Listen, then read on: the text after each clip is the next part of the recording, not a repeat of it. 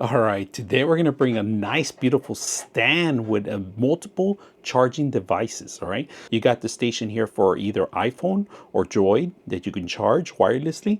And then here you have your station for your AirPods.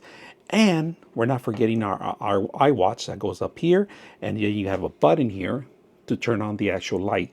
Now, you could turn on level 1. This is a basic, all right? And then you could do level 2.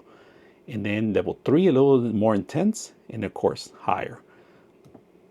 1, and then you hold it down, it turns off. You want to hold it down, it just automatically turns on. But you could just change the color on the brightness. Actually, you can't change the color, you can't manipulate the color, you can only manipulate the actual light effect. 3 effects, and that's it. And then of course the last one turns off.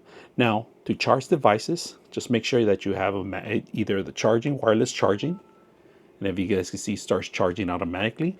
And then in your watch,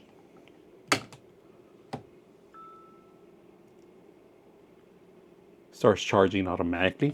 And then we cannot forget the AirPods. You plug them in, and there you go, starts charging automatically.